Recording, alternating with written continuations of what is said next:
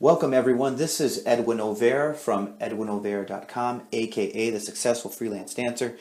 In this Saturday session, I had the wonderful chance to speak with a lovely lady named Jackie Securo, who's a fitness professional based out of Columbus, Georgia. I met Jackie while traveling on the road and touring the southeast portion of America on behalf of Pilobolus, and we met at a senior center and hit it off really well. She was able to get me some wonderful tickets to see a comedy show, which I needed in my life. I need some humor, and I had a great time doing that.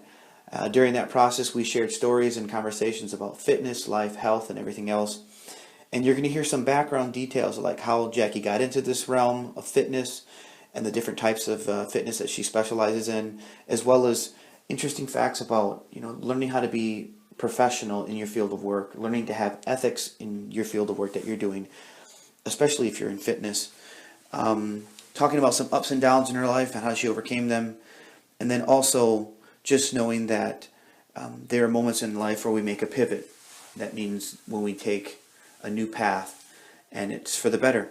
So I hope you enjoyed this interview. I sure did. I had a blast doing it and recording it, and take a look at the lovely photos that are going to be, featured in this, and so you can see it literally in the face of excitement that the fact that Jackie chose this life of being a fitness professional. So be well. Make sure to leave some comments. You can leave comments down below at the very end of this video. You can also ask Jackie some questions by going to her social media accounts and reaching out to her and just letting her know, where you are in your life with fitness or health, and she can do her very best to help you out on that. And make sure you subscribe, like this channel, and share the story over to others. I am so happy about doing this interview, have done this interview, because fitness is a key component to my life and everything that I do in this freelance dance realm. So enjoy, and here's Jackie. What are some of the early signs that you can recall, or maybe your friends and family can recall, that you were going to slowly transition your life into fitness? I was a super active, super energetic child. Probably not so much ADHD, but more like a hyperactivity disorder that they might diagnose now. I grew up, my mom was a single parent, so we lived with my grandparents. So they were older, and my grandma watched me a lot, and so I just had all this energy, and I would drive her crazy. I would be jumping all over everything in the house. So her way to remedy that was to send me outside to run laps. And I would literally run laps around our house to the point where there was a worn down path in the grass from where Jackie ran. And I just love running. I just would always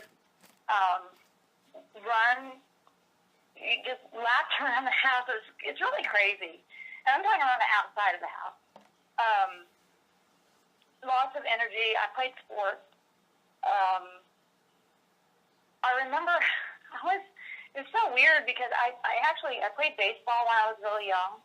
I played volleyball, softball, and basketball in middle school, and then tennis in high school. But I was a person, I never really cared about the game. I liked the conditioning. It was so weird because people would look at me like I had two heads. Because at basketball practice, when the coach would say, we're going to do suicide drills, I would be like, yes! And everyone else would be going, oh my gosh. So just that. So to this day, that's, I think, why I'm kind of drawn to sports-based fitness formats, like Insanity, P90X. I teach a format called R.I.P.P.E.D, which has a lot of sports-based moves in that as well. Functional fitness, I love. So, yeah, I think it just came from having so much energy as a child. Then my grandma learned it wasn't probably very nice to have me running outside when it was raining. So my grandpa purchased from the flea market a rowing device. I don't want to call it a rower because it's not what you'd think of as a rower today. It was basically like two rails, and it had a leather seat with little, things that attached it, and it would fly back and forth, and it had a straight handle. that you just kind of pump back and forth. And so when it was raining and I would get super hyper, that's what she would do. She would send me into the laundry room to like get all my energy out on the rower. So, yeah, I was always getting in trouble as the kids were making noise and not sitting still and being quiet like I should. I'd say in middle school and high school, no, not middle school. It was high school. We had someone from the YMCA come in to do like a step aerobics class in the gym, in my gym class.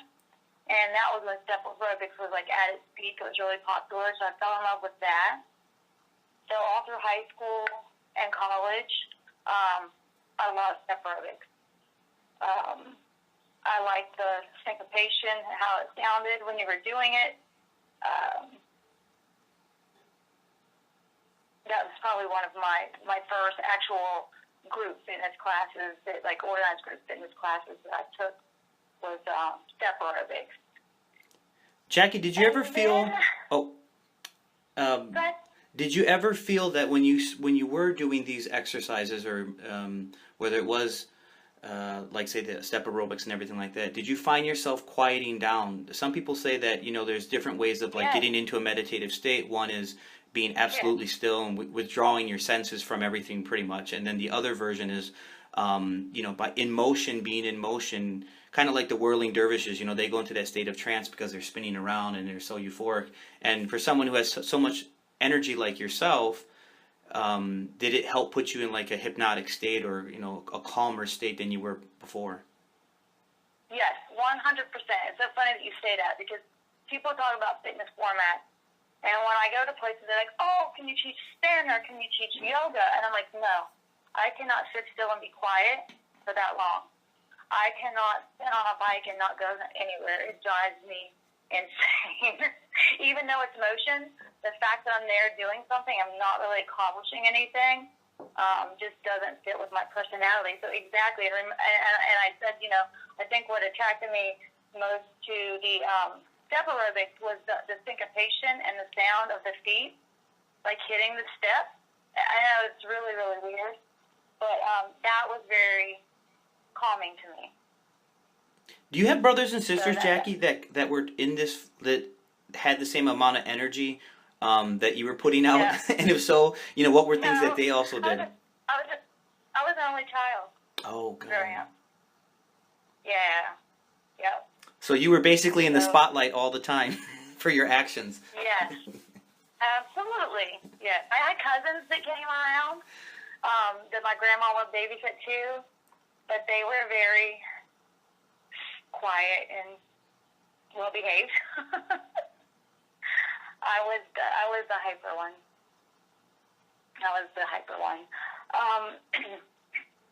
And then fitness, just several different points in my life, in college.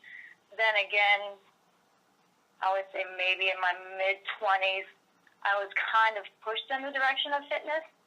And, like working at gyms or teaching classes, I would just always resist it. I thought that I had my life planned out in 8th grade. I'm going to go to school. I'm going to go to college. I'm going to be a psychologist. I'm going to do this. I'm going to get a master's degree. And I was adamant about doing that.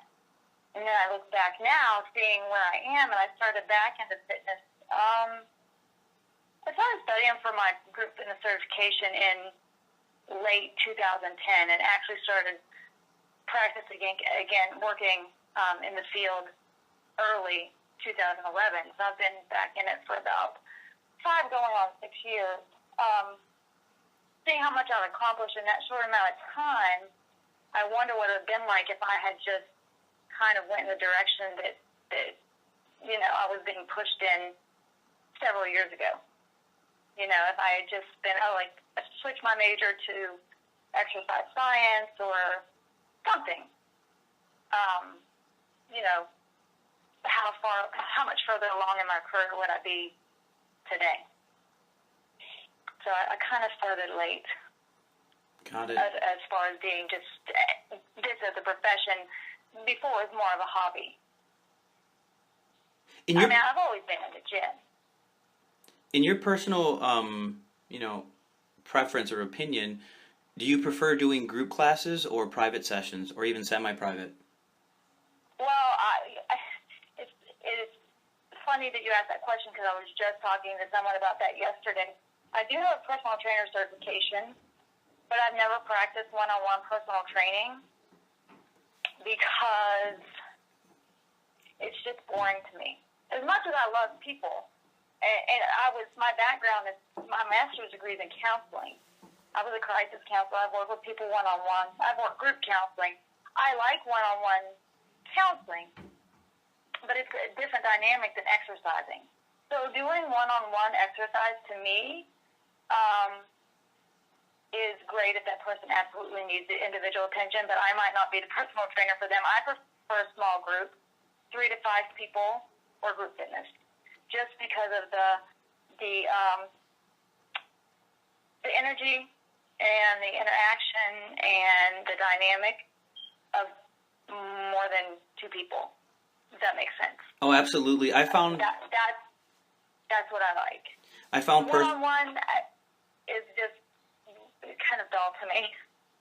Got it. Yeah, I remember that when I was doing like personal training in my late 20s after I left the main company, I always found that like being in a group session was way better. Like I love doing the group yoga classes. I love doing the group fitness classes. Yeah. Because of the dynamic and because you get people in the room who know nothing from each other, or maybe you get regulars who crack jokes, and there's all this extra stuff that's added that is the element of surprise, and it's amplified when you have 3 or 4 people in there versus just 2 people just chatting back and forth.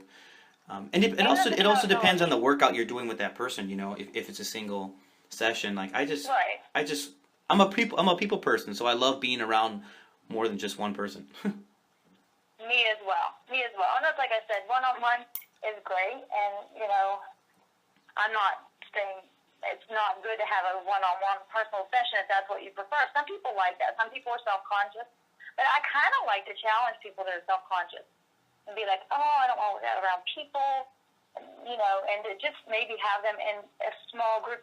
Well, even 2 people, like maybe a spouse group or a brother-sister group or a best friend, or someone they're comfortable with, to kind of maybe draw them out of that self-consciousness. And I think group fitness classes are just good overall. I mean, I've just seen, especially because I'm interested in the psychology of it, and I'm interested in the dynamics, and people are my thing, and I've studied it for years and years. It's kind of, I like to see that. I like to see how a person changes from their very first time coming to a class to maybe if they consistently come several months down the road.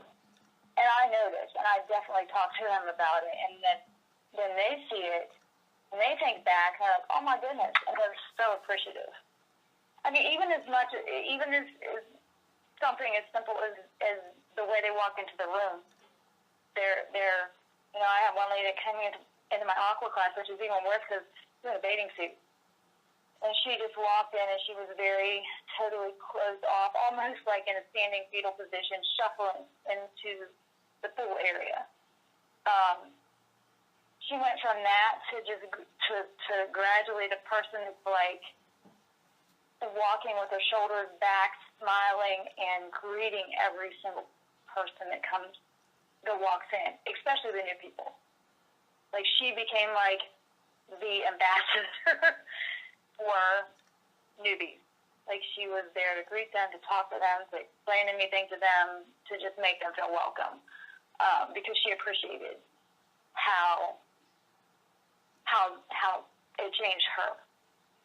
So she always wanted people to come back and have that same experience as she had. So, I mean, I think fitness is so many different things for me. It's not just, like physical activity. It's like way more. Which, if I had thought about it way back then, probably should have went into maybe sports psychology or something like that. Got it. Would have been a better fit for me. Jackie, when you started getting into all this fitness stuff, who were, like, say, maybe 2 or 3 different icons in the fitness world that really inspired you? You know what's funny? I haven't really subscribed to that icon thing. Like a lot of people are like crazy about the creator of Zumba, Pilobolus, and he's so awesome, which he is. Or Insanity, Shanti. Because they're kind of the face of that format. I think people that have inspired me more and really encouraged me more are my actual master trainers for the formats I teach. It's so hard to say 1 or 2. I really actually probably have like 4 people that have inspired me. So, they're iconic to me, but maybe the country or the world, they're not well known there, but like they're just people that really who I've kind of gleaned a lot from and learned a lot from and just really respect and aspire to be like. My Beachbody, my Insanity, and my P90X master trainer, her name's Erin Scott. She didn't even start out in fitness either. She was some kind of a biochemist working with testing animals and stuff for medical science she went to some Ivy League school in Boston, and she gained a ton of weight and then just really got into the Beachbody stuff. She's just like a real, genuine person. She's very much super bright, very nerdy like me. One thing she and I have a lot in common that really connected is like she is very interested in the why of exercise, not just as much as the how, like why things work and how things work. So I learned so much from her, and just like little tricks and stuff. And then my coach in the R.I.P.P.E.D challenge back in 2013, Erin Woodbury, she really connected me with and gave me insight to the one piece of overall fitness and wellness that I was lacking, which was the diet, the eating, the nutrition portion. And that's kind of what she worked with me during that whole process of trying to win the challenge. It was just totally changing how I thought about food and what I put in my body. But I think probably the 2 most important people, I would say, in my fitness journey, they're very dear friends of mine. One is Susan Jessup. She's a master trainer for R.I.P.E.D. She's a couple years older than me, so I'd say she's mid-40s, and she was teaching fitness, I think, before she could even drive a car. She's been teaching fitness since she was like 15 or 16. Her mom would drive her to the community center, and she's just like taught everything and went through all the trends, and she's just super duper wealth of knowledge.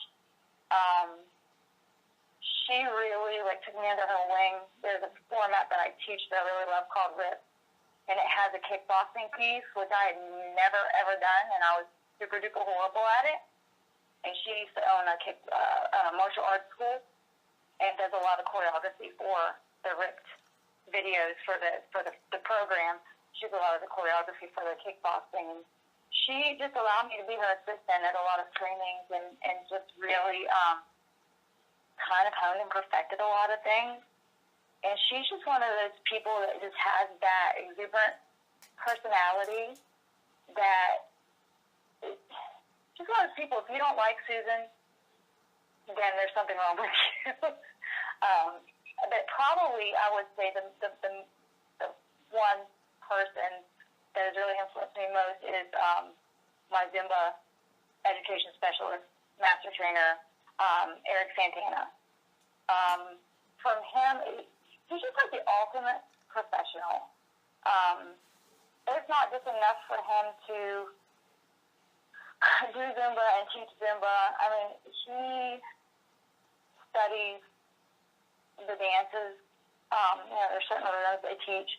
I mean, he like really studies them. He wants all of them to be authentic. He wants the people that he trains. Those are a reflection and an extension of him. So he just has a really like an unmatched passion for his work, just for what he does. So I think that's been a big influence on me because he and I are very much on the same page as far as being authentic, staying true to the format, and representing the brand. Another big thing about him is he's like very selfless. He does a lot to give back. He actually just recently, past couple of years, started his own charity. He just came here to Columbus and did we did a huge event for veterans. And he came completely unpaid for 5 days and just worked with us to put on this huge event and raise money. And he's done, I think, 5 different events this year. So, I think it's really important to be, I guess you say famous, because even like I said, they're not worldwide famous. They're famous in their little niche in fitness. So to kind of be famous, to stay humble, people look up to you, they respect you, and also to give back. So I know that's not 1 or 2 people, and I know you're probably expecting me to be like Jillian Michaels or,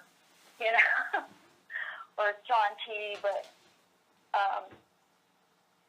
those are just people on a TV screen that represent, whatever their brand is. I more tend to respect, and not that I don't respect them, but I tend to more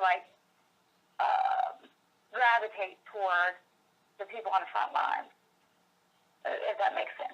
Oh, that makes sense. That's kind of how I try to be as a fitness professional. Absolutely. And just going back on that event that happened recently in Columbus, as the reason why you and I are connecting is, via this interview is because we met in Columbus, and I was, the company I did work for, they had that performance at that very big performing arts center, and so so then like a week later, you guys hosted that huge event in there, and it was a hell of a turnout. Yeah, it was great. It was really, really good. We were able to give them we thought we were going to be able to give them about $500 more. They ended up the venue. It was a little bit more expensive than we had originally anticipated, but we still were able to give them $2,000, which isn't too bad for the first event of that kind in this area, and just kind of learning things along the way as we went. So we're hoping to make it an annual event. You guys did a lot of things which has made it a success, which is like from the marketing component of it, reaching out, making it interactive, posting stuff up, the anticipation of what's happening. You guys did a really wonderful job, because I can see what's happening in social media of that particular event. Right. So very well done. And sometimes when it's the first one, there's so much sometimes can be anxiety about oh my God, we got to get this. This is our first one. How is it going to turn out? And from a spectator's point of view, it was I think it was just from the videos and the content that was posted, I think it was very well received. So kudos to you. You guys are on a new path with that in your city. So and I think we had about 24 instructors that participated. Yeah. So, it was pretty awesome. And, like I said, he came out and just gave us his time for 5 days, rehearsals, media appearances. We were rehearsed until, midnight one night, and then had to be back to the gym the next morning at 4:50 to do the local news morning talk show from 5 a.m. to 7:30 a.m. So it was, and he had to be present for everything. We could go home and we had a choice of whether we wanted to be there or not. But he and the main organizer, Tracy Berry, they were just they were pretty amazing with everything they did. So I'm really excited to see how it evolves over the next several years. Got it. Jackie, as a person, as a teacher, as a parent, we come into obstacles that come into our life, and was wondering if you could share an example of an obstacle that has happened to you recently or in the past, and then how did you overcome it? As far as being a fitness professional with an obstacle, is that what you're talking about? Yeah, absolutely. Whether it could be in the fitness realm, or it could be health wise, or Oh.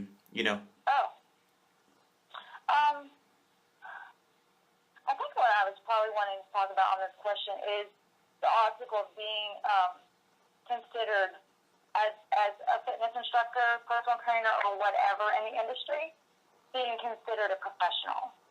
Because so many people do it as a hobby. It's not their main job. I mean, there are a lot of people who are full-time fitness professionals, and it's hard. But, a lot of people, I mean, I don't know how many times I've been told that, ask people what people ask me, like, what my real job is, or what my day job is, or, what else do I do to make money? I mean, it's just really hard for people to wrap their head around, like, this is what I do. This is my career. And I think, as far as overcoming that and being taken serious, is just trying to there's so many fitness professionals or people that are teaching now will say, they maybe just teach 2 or 3 classes because it's fun for them, just to make extra money, or, they've been overweight and they did the insanity program at home and they loved it, and all of a sudden I can teach it. So they just kind of teach it because they love the program, and they kind of go in as a hobby and as an inspiration to people. But it's not their career. So you get a lot of different things out there as far as fitness. I'm using the term loosely. People who teach fitness, they're not always going to be professional. It's not saying that they're not good teachers, but it's realizing that there's another side to teaching classes that is the business side, just like any other career. If you're a doctor or you're a lawyer or whatever. There's also a business side to it. And I just overcome it by educating myself about the business side of fitness, and making sure I have my national certification for everything. A lot of formats don't require a group fitness certification to get their certification. So they'll basically give you a certification and leave it up to gyms to weed out. You know what I mean? Who's going to teach or not teach. But they can also go out and teach it independently. I mean, they could teach out of their garage if they want to. Which, it's fine. But, I'm one of those people, and I know having a certification doesn't make you a good instructor. But I think it at least shows that you have a commitment to your profession, because to keep the certifications, you're required to have a certain amount of continuing education. That's why I think it's important. Because, you can have a certification and still not be worth hiring. But I also think, too, if you want to get work and if you want to work in the field, you have to do something to set yourself apart from a sea of me. And people were stunned when I just kind of came out from being a student, and all of a sudden I'm an instructor, and then I came in and I'm like snatching up all the jobs. And they're like, who is she, and what the heck is she doing, and how is she getting all these jobs? Because we applied and we want to work there. And I told her, I will show you how. tell you exactly how to do what I've done, but before I even got my Zumba license, I went and took that was actually my first thing that I got in 2011 was the Zumba, because it was trending. It was highly trending. It was very popular in this area, and I knew that was going to be my foot in the door. So my group fitness certification, my APA wasn't scheduled until May. So I know how there was a little time. So I wanted something that I could get as soon as possible to start working right now, and I could do that with the Zumba. But then I started teaching aqua fitness that I'd never taught before, just because there was a need for it in my gym, and I learned really quickly. And I asked questions, and I went to other instructors' classes, and I researched, and now I think I'm the only person in town that has an aquatic exercise association certification. It's a national certification. You don't need it to teach. You just need like a regular group fitness certification. But like I said, this is my profession, so I want to be a professional. So if there's a certification to be had for that, then I'm going to get it. Which is kind of why I went and got the personal trainer certification. I think it was really like the only national certification that I didn't have yet. And I felt like I needed to do that to round everything out. But so I think that is the biggest obstacle is in this field. And I think that you just have to exhibit professional behavior. If you don't know what that is, then you need to learn and find out. And then just have good instructor ethics. But that's a really big thing in this industry is, people are not always doing the right thing. Sometimes fitness can be a cutthroat industry. I know you're in the dance. Yeah, it's probably the same way. Oh, absolutely. Jobs and so it's super, super cutthroat. So I mean, you make a lot of enemies. You make a lot of enemies really quickly. So I mean, I think that's another thing that kind of sets a fitness professional apart from somebody who just teaches classes. Is that the instructor ethics is important to a professional. It's part of like professional behavior. So. Absolutely, and just being having people see you as a professional, just the act of having others view as a professional is huge, and that's something that I have been working on so hard over the last, oh my God, I would say 8 years now as a freelance artist, is telling people that it is important, to conduct yourself as a business, even from the way you dress, the way you conduct yourself in class, how you interact with people in social functions, all this stuff are cues that you give off about who you are as a person in the public's eye, and they start forming an opinion about you, no matter if you like it or not. And you must conduct yourself in a certain way, and be professional as much as possible, because there are some times where you just have to just let go and have a breakdown or whatever. To me, To me, it's just common sense that you don't go into another instructor's class and sub for them and then try to tell their students to come to your class instead. You know what I mean? It's just little things. It's just little things that you see happen over the years, and that's why it's really important for me to be a fitness mentor for new instructors in my area and always be open and kind of like welcome new instructors and let them know that I'm open to that. Just because I didn't have that. I didn't have that kind of guidance locally. Well, I guess maybe one reason is because there was not a lot of professional, like people that did fitness full time. And that's why I'm really thankful. I don't work at the YMCA anymore, but that's why I'm really thankful that it's one of the places I started out at. Because, there were a lot of rules, and there was a lot of teaching of this.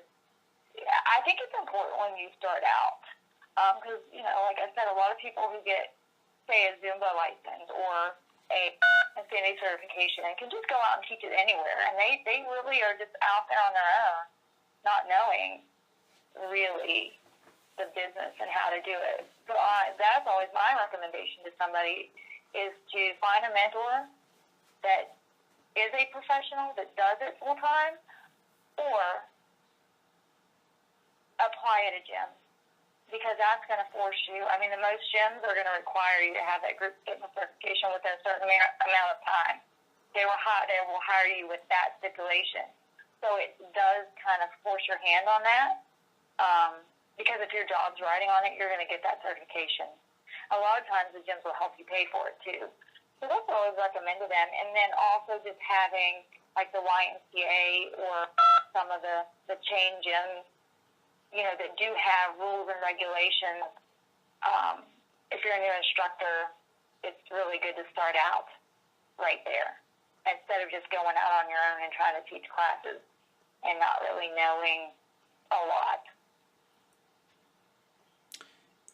Jackie, is there is there a trend that's happening right now with fitness, as far as there's the TRX was pretty big, less than 6 years ago, kettlebells was really hot.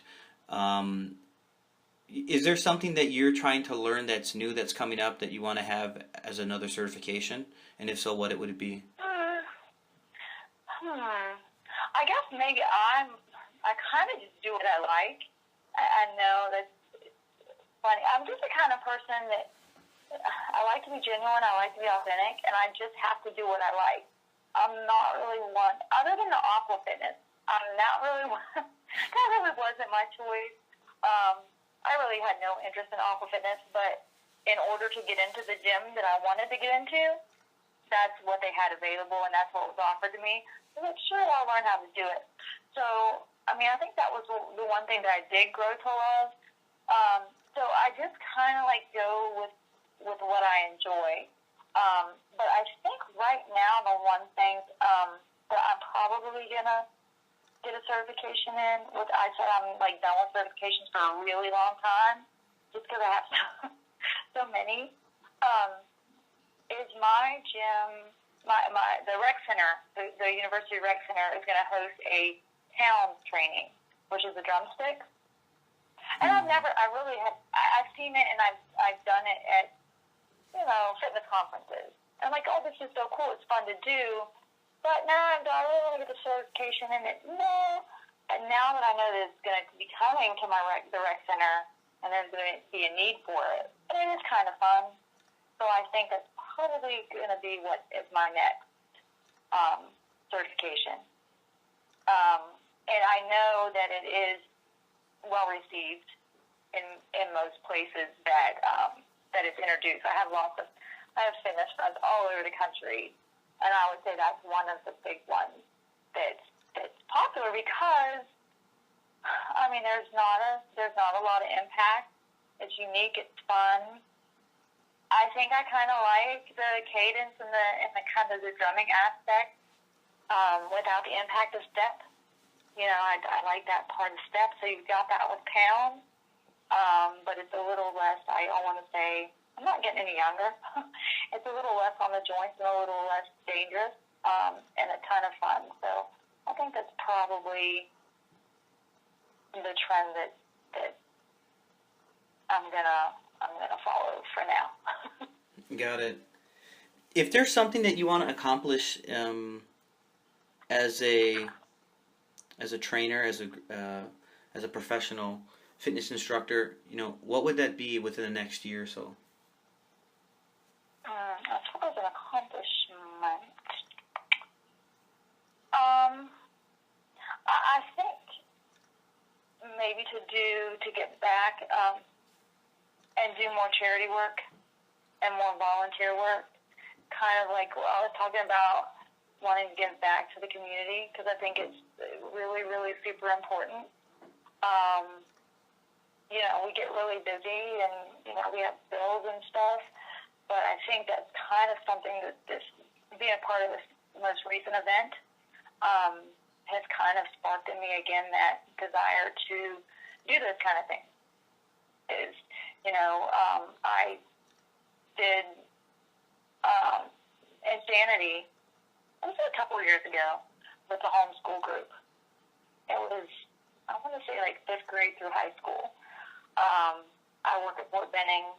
I used to go and do a lot of just, volunteer my time to do Zumba classes or strength classes with the school age services, like the before and after care program and the teams there.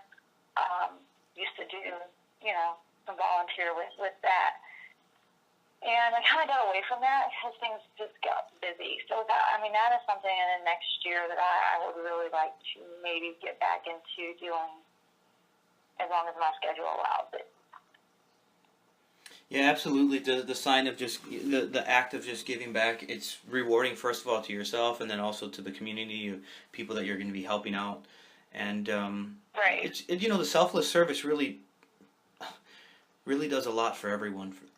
Especially, I think personally for myself, like I'm at a point now where I want to volunteer some more time and with like say the Hunger Task Force or I really love gardening. So there's a thing called Growing Powers here in Milwaukee, and it's one of those things where because I've been focusing so hard, developing my business and growing it that sometimes you lose track of like, well, there's other things that are important in life that have nothing to do with dancing. Right. Well, that was the thing with the homeschool group is a lot of those kids don't get a lot of physical activity. A lot of homeschool kids are a certain type of child. And so I know the leader, the creator of the homeschool group, it was on Fort Benning. She would bring some of this. It's just not easy to take kids into a gym. It's not easy to take them. There are rules, certain age limits, certain restrictions. And if you're not their parent and the parent isn't present, then they can't come. So the whole group was not getting the benefit of them coming to my aqua fitness class or them coming to a Zumba class. So I did go in and I didn't do a traditional insanity class, but I did some modified stuff and I taught it more. I did it more like a workshop in where I taught the reason, kind of what it was and the reason why we did it. And then I would teach the movement and have them practice the movement. So we would do one block. Instead of just doing like a full 4-block class with a warm-up and a cool-down, I would do a warm-up, one block, teach it, cool-down, and then we would just add it on. And so our last week was like, okay, full class, all out together, like kind of big deal. We've done it all. So that's kind of how I did that. So it was also kind of catering to their needs also. It was different than if she would have just brought the group into my insanity class. Like just in general. So yeah, I enjoy doing stuff like that. Before you talked about people viewing what you do as a professional level. So what's another advice that you can give to people who are listening who want to get into this field of work in fitness and make it as a living? What are some, you talked about having people view as professional. Another thing you mentioned has to do with the ability to understand ethics in the fitness realm. And then if there was a third thing or an extra thing you'd like to let people know about, what's something that they should consider or be mindful of? If they wanted to do this full time? Yes, exactly. I would say to learn how to network and market yourself. That's huge. You are your product. You have to be able to market yourself. Otherwise, you're not going to get the work. You have to network because that's how you are going to become known. I'm just gifted with people, and that's really, I think, my biggest strength is my ability to connect to people, and the fact that when I do go to training, I don't hang with my local group. I go to a training, I will talk to them, but I'm more concerned about meeting 5 to 10 new people. And not just on a superficial level. I want to talk to them. I want to exchange cards. I want to know something about them. And they remember you. And I've got calls, and I've been invited. I did an event in South, actually a charity event.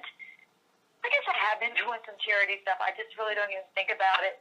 But I did a charity event up in South Carolina, Sumter, I think, near the Air Force Base up there.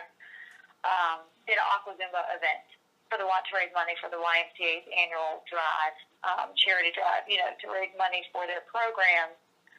And I met that lady at a Zumba Gold training in Birmingham, Alabama. And from that training, I met, I want to say, at least 6 people that I keep in contact with today and would consider friends, who are from various places and do various things in the fitness industry, not just Zumba. So, I mean, if you really want to be successful, you have to network. And you have to realize and you have to know how to market yourself.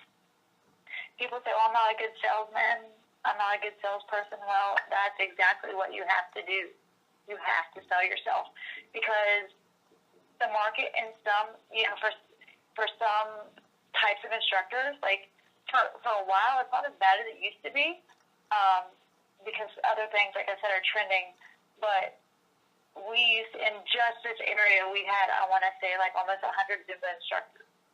It was so oversaturated. And you have to be able to go in there. And that's why I was getting jobs that other people wanted. And they were getting mad, thinking, what the heck is she doing? But you have to know how to sell yourself. You can't be shy. I mean, you just can't be shy about it. And you have to be willing to meet other people. You can't go to a training and ride with 6 other instructors from your community. It happened at a training I went to up in Atlanta.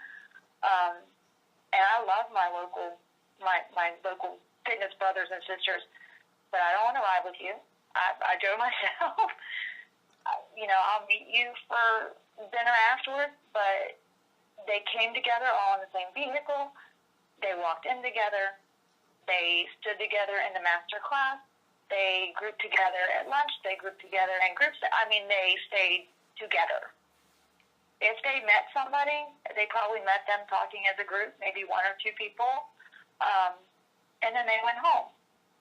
And I'm just like, I don't want to be rude. I love you all. But I can talk to you all day, every day. I can run into you at the mall. I'm here.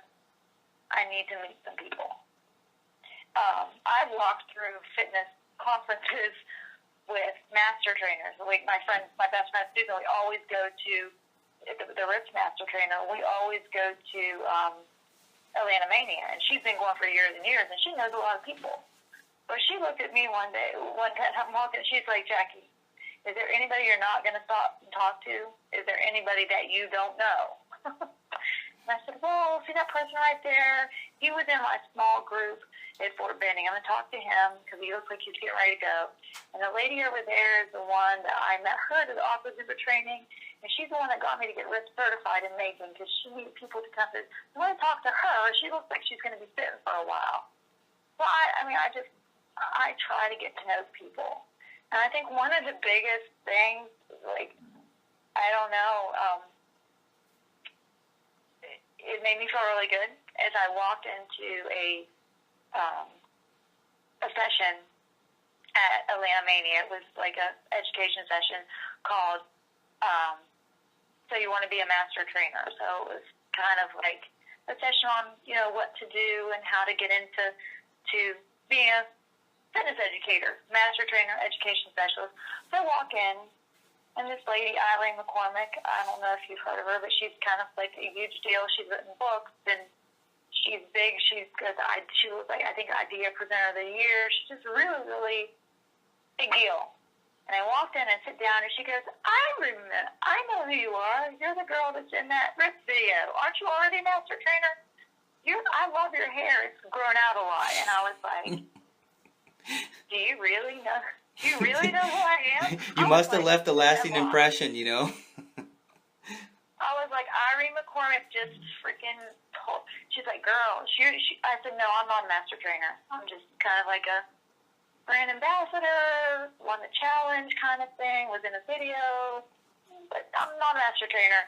She goes, you need to, like, totally play on that. You tell people, say it proud. I won a contest. I've been in the video. And I'm like, okay. I'm still, like, speechless that you even recognize who I was. But yeah, it's just all a matter of networking. And that's really how I won that competition, because once they picked the top 10 from results, it was all about getting the vote. And I was just a better vote getter than anybody else. I mean, I knew more people. I called more people. I developed ways to get multiple votes. I mean, I had friends that were actually going to a RIP training in Atlanta, and I said, y'all pull out your phones and tell them my instructor that sent me here to get certified in Columbus, Georgia, is in this contest. She's Susan's friend. All 20 of us are going to get our phones out right now and vote for her. So, I mean, that's just what I did. I just was nice to people and the new people. And that's really how it happened. It wasn't that my results were any better, that my story was any better, because all top 10 were awesome.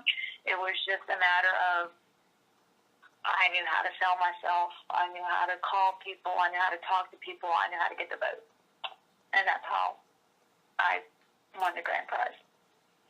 It's amazing that you're so natural at that. Again, for some people, networking or marketing scares the hell out of them, you know. And I try to tell people, like, try to find different ways of playing games with with those thoughts, you know. Like, if you don't know how to market, well, everyone loves to gossip or tell about what's going on in their life. You can share that on social media. Why not? Like, why? It's marketing. It's another form of marketing. It's just we don't call it marketing. Or if you're afraid of going to learn how to network, well, then put yourself on some plan and see how many events you can go into in your local community that have nothing to do with the field of work that you're in. Like, because you're actively going out there and going into uncomfortable situations, whether it's by yourself or with another person, you, just like a muscle, you would develop, you would get stronger at being in those places without anyone, just by yourself, and meeting somebody new, sparking up a conversation, learning how to read body cues, learning how to spark up, continue a conversation that maybe you thought was only just going to happen for 30 seconds. Now it's like 2 hours later, you know. Right. Well, and you have to think outside the box too. I mean, like, you can market anywhere and everywhere. Like, you can reach people that might not be reached any other way. Like, I recently got approved to be an Uber driver, and I totally invited a college student that I took home from work last night after her shift at the nursing home. Totally invited her to my classes at the Student Rec Center. You know, there's just so many ways that you can start up a conversation or invite people, or get, and for some people it might be the best thing that you've ever done for them, because they were afraid to come, or they didn't know about, maybe that they're a student and they have this free recreation center with all these great classes and different things. Even if you don't come to my class, come to the rec center and do something, climb the rock wall, swim, run on the track. But you just never know how you can help somebody just by something you suggest. Yeah, suggesting, inviting, even just announcing, all those little things will help build clientele for you or get your name out there. Just a lot of times people are waiting for the invite, but because you've never invited them or asked them to come or check it out, then that path has never been taken because it was never offered. Exactly. And some people need that. Like, not everybody is just like, oh, I'm just going to go in there and try it out. They have to, something has to give them a push. But yeah, that's the biggest thing. Instructors just really need to be very persistent and very just hone that skill. The networking and marketing. I think networking and marketing are just go hand in hand. I mean, you can't market to people if you know 10 people. You're marketing to the same 10 people every single time. They're going to get tired of you. So you have to expand. You have to expand your base. You know what I'm saying? So, absolutely. Or, you and if you know, and it's not just knowing people on a superficial level. If you know them, like, okay, I know that I'm not even talk to Joe about Zumba because he's not going to have it. But I can talk to Joe about P90X because that's right up his alley. So it's another thing to just to know people, because you don't want to waste your time. And like I said, you don't want to waste your time bugging Joe about Zumba when he's just like, oh my gosh, here she comes again to talk to me about something else. Because he wasn't totally interested in the other 5 things you tried to convince him of.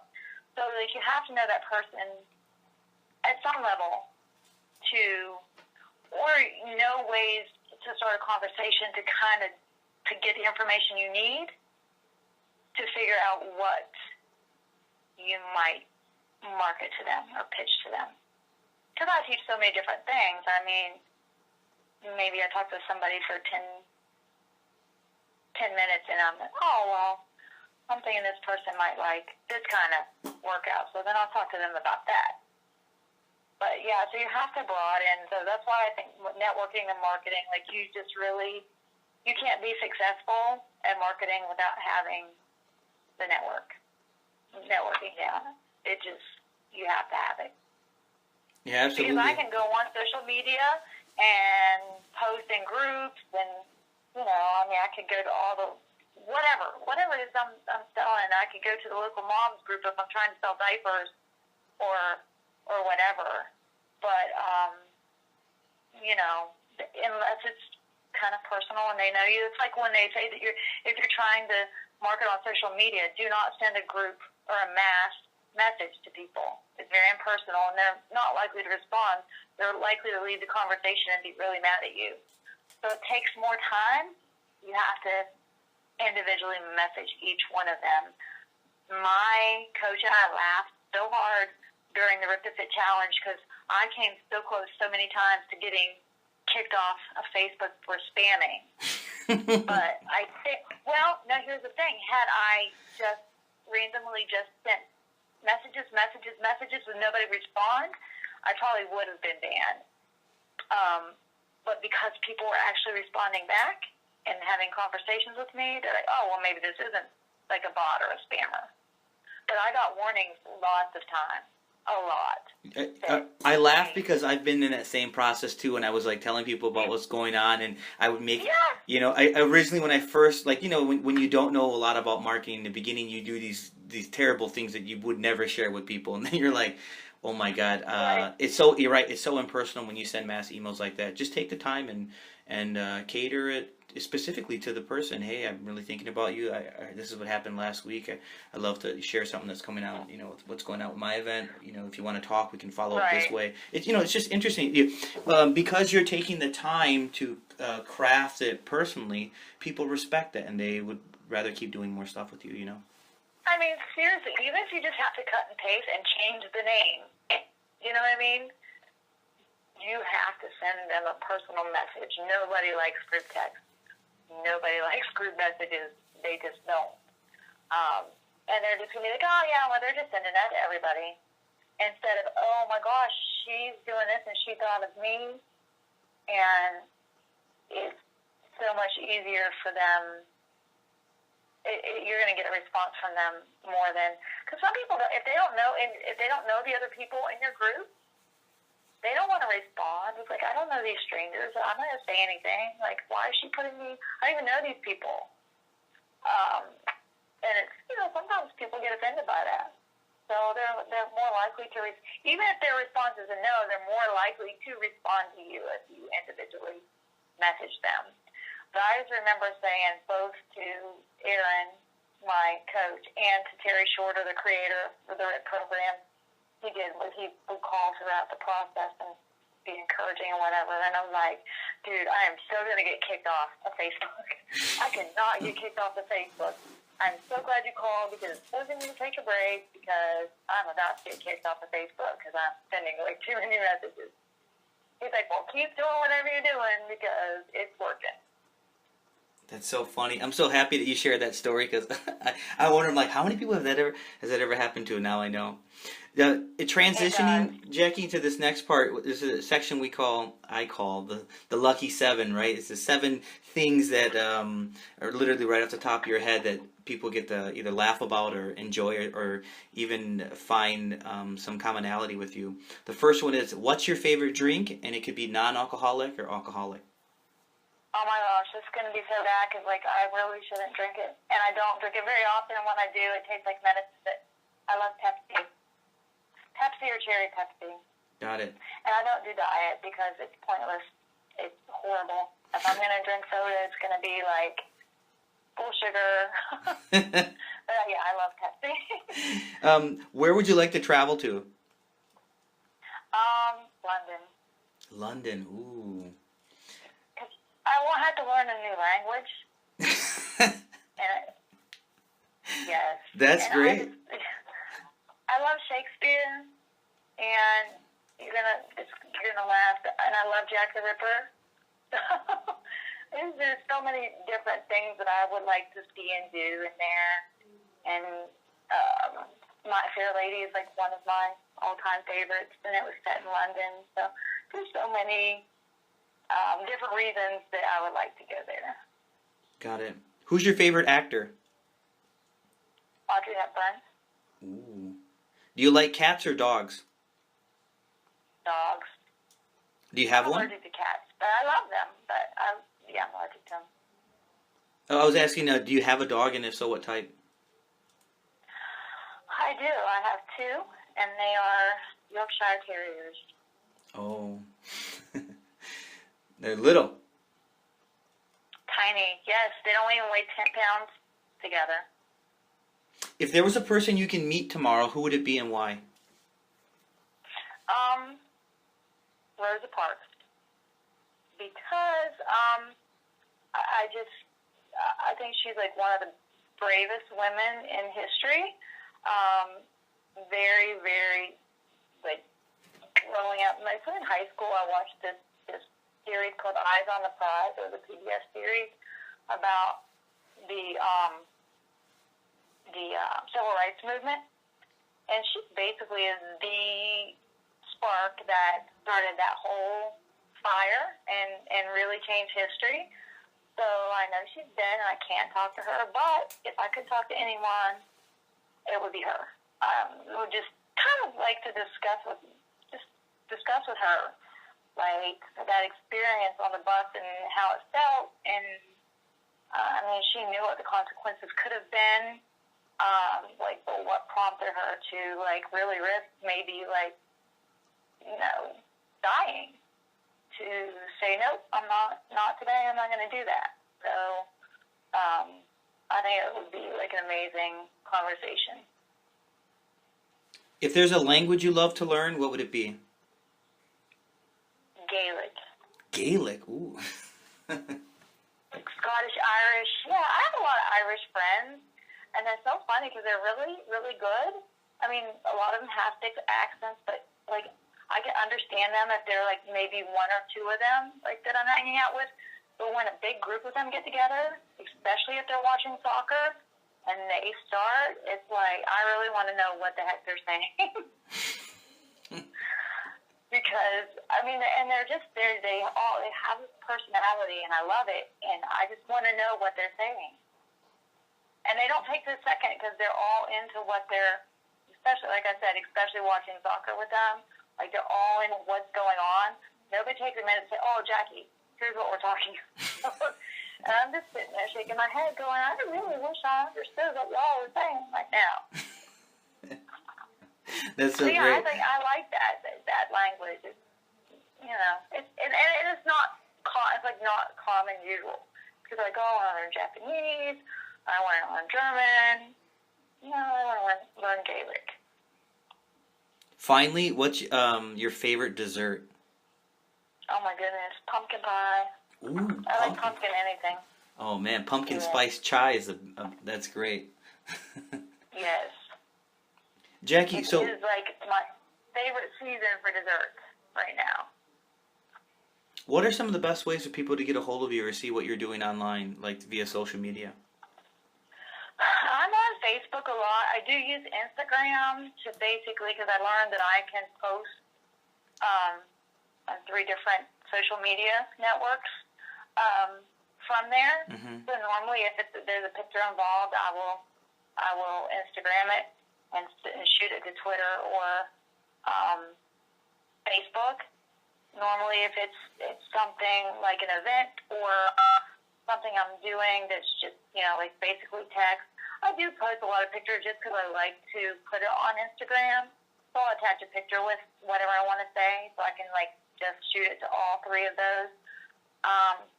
No one has convinced me yet to be a Snapchatter. People have tried. It's not my thing. But my main thing is Facebook, because you're able to post events. It's really easy to share stuff on there. I still haven't figured out how to share something on Instagram. I know there's a way to do it, but I don't know how. So Facebook. And I have a pretty, big following on there. I would say Facebook is the best. Got it. And I'll make sure that when the people who are listening to this particular interview, that all of that social media links are listed in the description so that they know how to get a hold of you if they have questions. Yeah. Especially as a person who makes a living from this, being a fitness professional. There's a lot of questions that people have that sometimes they're a little bit quiet or not sure who to talk to about it. Well, here's a great opportunity to get some insight from one of the best. So, Jackie. And that's my thing, is being a mentor. I mean, that's really kind of where my focus is going. I mean, other than I kind of backed off on teaching classes, but I like to be more in a consultant role and a mentor role, an educator role. It's kind of what I'm leaning toward.